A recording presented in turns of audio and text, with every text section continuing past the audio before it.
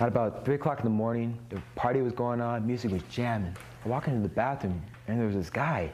He was just lying there in the middle of the bathroom floor. I woke him up because he wasn't looking too hot. And he says, "Where the hell am I?" He told me he'd been smoking crack. He'd never done that before. He must have been freaked out. He kept on saying over and over, he didn't know where he was and he didn't know what happened. And I didn't know what to do.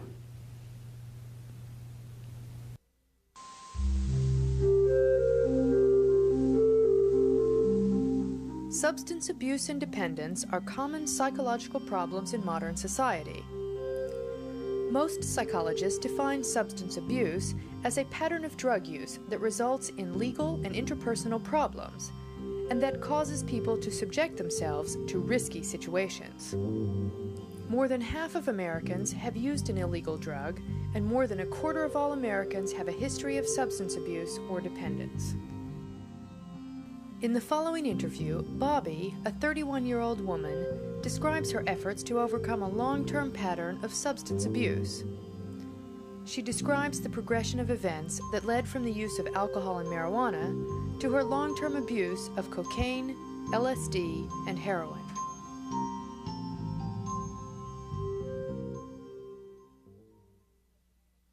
It started out with smoking cigarettes at 12. It went from cigarettes to marijuana at 13, and then it went to alcohol. I was basically drinking every day at 14. Vodka. I mean, my God, that's so young.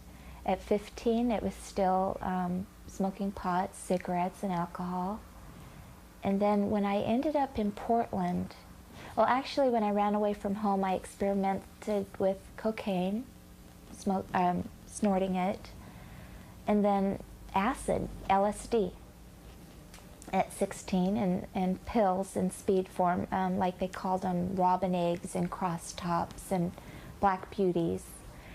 I started popping pills. It was just that progression. And then when I ended up in Portland, I was drunk. Somebody said, "Let's try some crank." And I talked the person into sticking the needle in my arm. And then quickly after that, I learned how to do it. I actually had a lot of people doing it for me. I mean, gosh, adults. My mom had introduced me to heroin. I had a mouth infection and from my teeth. I've always had bad teeth. At a young age, I had bad teeth. And I had an infection in my mouth, and she let me chew on some cottons, of heroin cottons, and God, it took the pain away. And so I figured pain, emotional pain, heroin, I did crank for a long time, to the point where I was psychotic, staying up for weeks at a time, not eating for weeks at a time. It really does a doozy on your body. But heroin, I could think on it. I wasn't paranoid on it. It took the pain away. Even the physical pain and the emotional pain, it kind of numbed me. And so I became very interested in heroin, regardless of being sick on it all the time. I mean, if I didn't have it, I was very sick. At 20 years old, I was a heroin addict, doing 2.5 grams of heroin a day and about 1 gram of cocaine a day. I could not use my arms anymore because of my veins were gone, so I was using my neck in order to shoot in this vein in my neck. And at that time, I was working the streets in Portland. I was gone. My life was consumed of addiction to heroin and prostitution. I worked the streets, it seemed like 7 days a week, 24 hours a day. I'd be walking the streets at 2 and 3 o'clock in the morning. I don't know how, even today, why I'm alive. Sex goes with drugs out there on the streets. And my morals, my values, my self-esteem were gone. So it enabled me to stick a needle in my arm, to stick a needle in my neck, to lay down on my back for people I didn't know. And I end up getting all kinds of diseases. Everything, I've had every disease except for syphilis, including HIV. You know, and I look at that today and it breaks my heart because I don't, that's not who I want it to be. I'm kind of like a robot when I talk about this because that's what I felt like. I was a robot, just get up in the morning, hit the streets, find somebody that wanted to have sex with me, get paid for it, go back, put a needle in my neck, go right back out there, keep working. It was like a constant daily thing.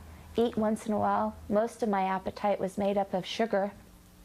I mean, because when you're on heroin, that's all you really crave is your sugar. I mean, I remember bags and bags of candy, but it's, I mean, it makes me all sick to my stomach to remember that, of what I was doing to myself. I mean, I have scars on my body still today from drug use.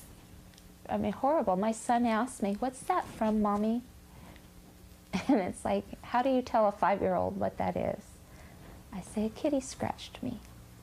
When he gets older, he'll be able to ask me questions and I'll answer him. But today he can't understand that.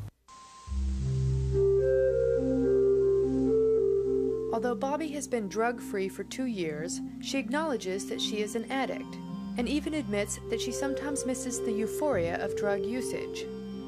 Still, she is determined to create a new life for herself. Bobby has participated in detoxification treatment programs and is currently part of a therapeutic community that is helping her establish an identity independent of drugs. I've rehabilitated with help from prison, recovering drug addict. I'm doing things that I never thought I would have done.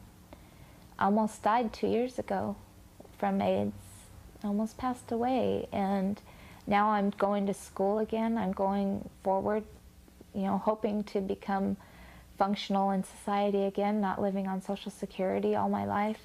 It's hard for me to believe that's who I was. I've got pictures of me, you know, in prison. I think I just quit caring completely about life, about who I was.